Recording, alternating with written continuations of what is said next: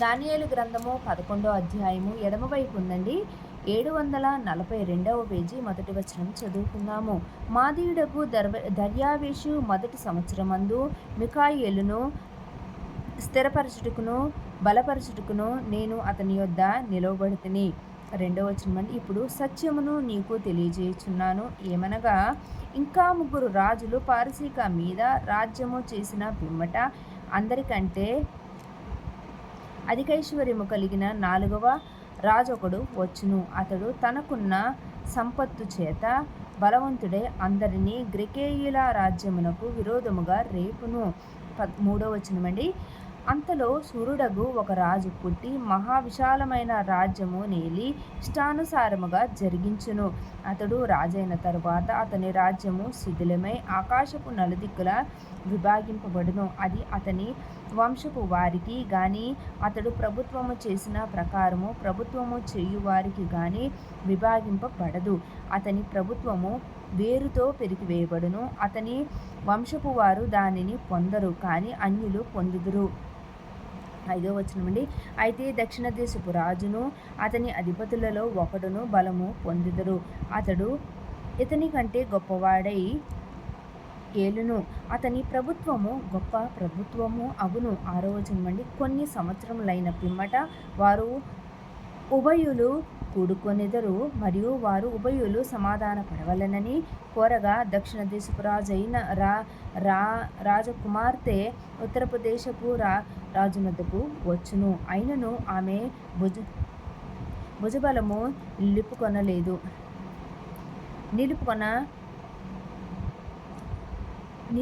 నేరదు. అతడైనను అతని భుజబలమైనను నిలవదు. వారు ఆమెను తీసుకొని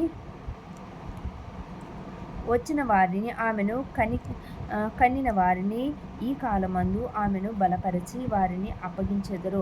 అతనికి బదులుగా ఆమె వంశములో ఒకడు సేనకు అధిపతియే ఉత్తర దేశపు రాజు కోటలో జొరబడి ఇష్టానుసారముగా జరిగించుచు వారిని గెలుచును.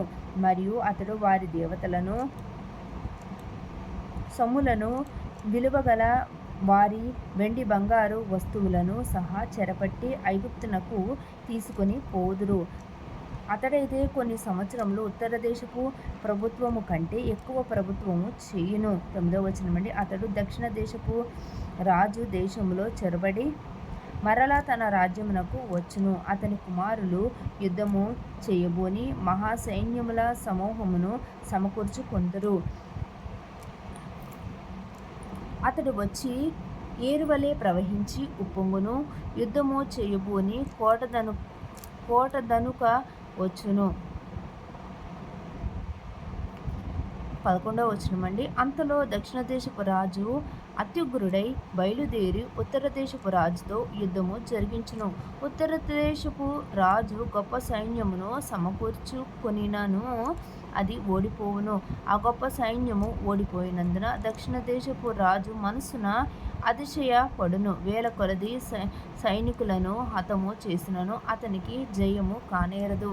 13వ వచనమండి. ఏలైనగా ఉత్తర దేశపు రాజు మొదటి సైన్యము కంటే ఇంకా గొప్ప సైన్యమును సమకూర్చుకొని మరలా వచ్చును. ఆ కాలాంతమున అనగా కొన్ని సంవత్సరములైన పిమ్మట అతడు గొప్ప సైన్యమును విశేషమైన సామాగ్రిని సమకూర్చి నిశ్చయముగా వచ్చును. 14వ వచనమండి. ఆ కాలముల యందు అనేకులు దక్షిణ దేశపు రాజుతో యుద్ధము చేయుటకు కూడి వచ్చెదరు. నీ జనులలోని బందిపోటు దొంగలు దర్శనములు రుజువు పరచునట్లు కూడుదురు, కానీ నిలువలేక కూలుదురు. అంతలో ఉత్తర దేశపు రాజు వచ్చి ముట్టడి దిబ్బ వేయును.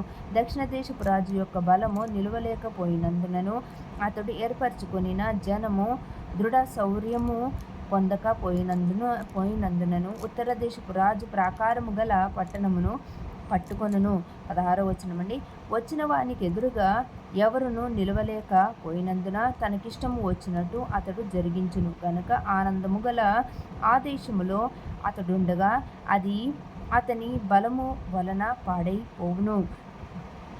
17వ వచనం. అతడు తన రాజ్యం యొక్క సమస్త బలమును కూర్చుకొని రావలెనని ఉద్దేశింపక అతనితో సంధి చేయబడును. ఏమనగా నశింపచేయు చేయవచ్చునని ఒక కుమార్తెను అతనికిచ్చెదరు. అయితే ఆమె సమ్మతింపక అతని కలుసుకొనదు. 18వ వచనమండి. అతడు ద్వీపముల జనముల తట్టు తన మనసును త్రిప్పుకొని అనేకులను పట్టుకొనును. అయితే అతని వలన కలిగిన అవమానమును ఒక అధికారి విచారణ చేయును, మరియు ఆయన అవమానము అతని మీదకి మరలా వచ్చినట్లు చేయును. అది అతనికి రాక తప్పదు.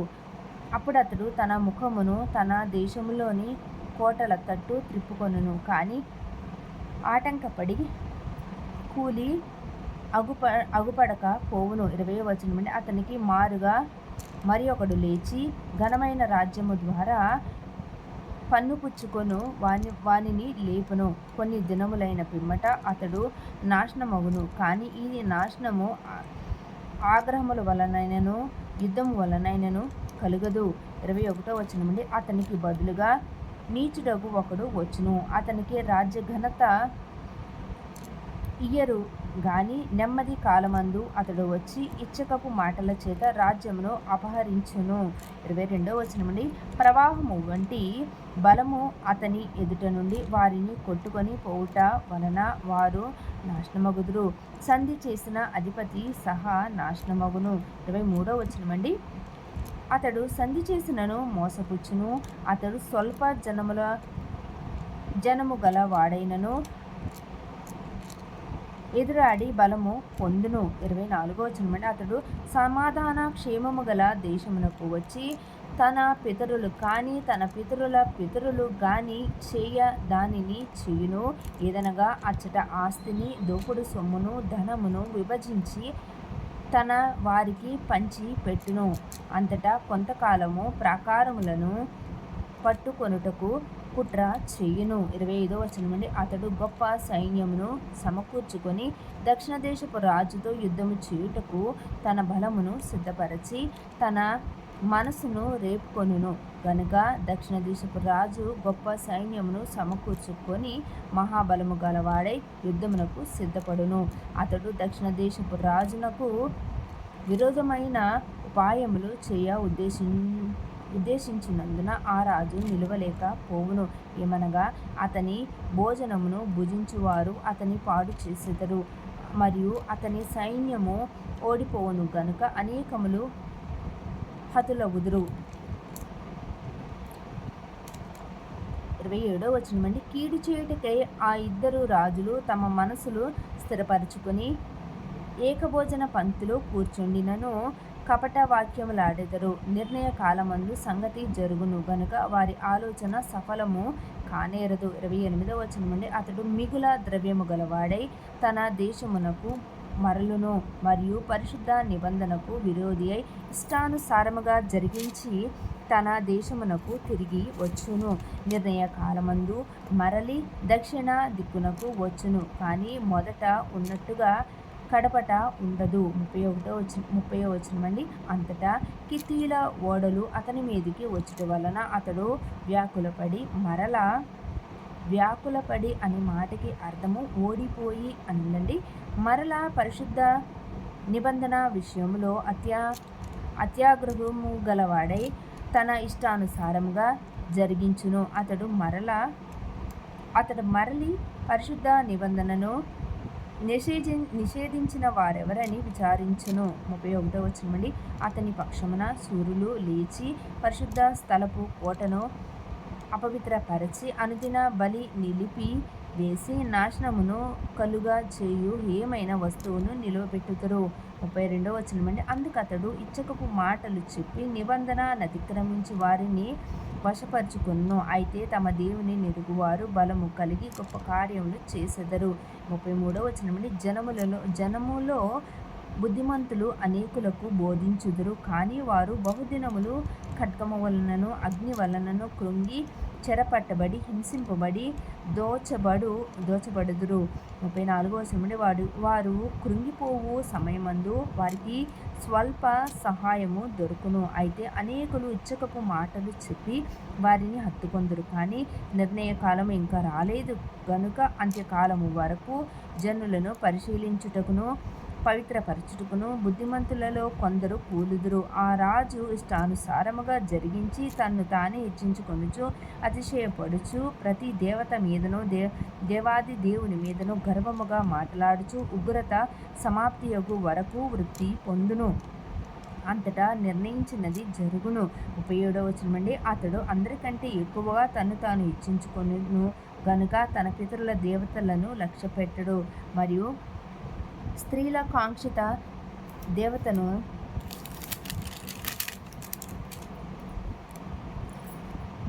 కానీ ఏ దేవతను కానీ లక్ష్యపెట్టడు. 38వ వచనమండి. అతడు తన పితరులు ఎరుగని దేవతను అనగా ప్రాకారముల దేవతను వారి దేవతకు మారుగా గణపరచును.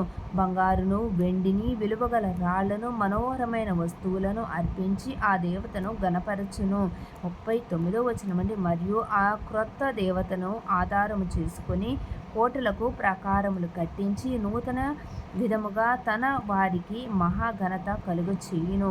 దేశమును క్రయమునకు విభజించి ఇచ్చి అనేకుల మీద తన వారికి ప్రభుత్వం ఇచ్చును. 40వ వచనమండి.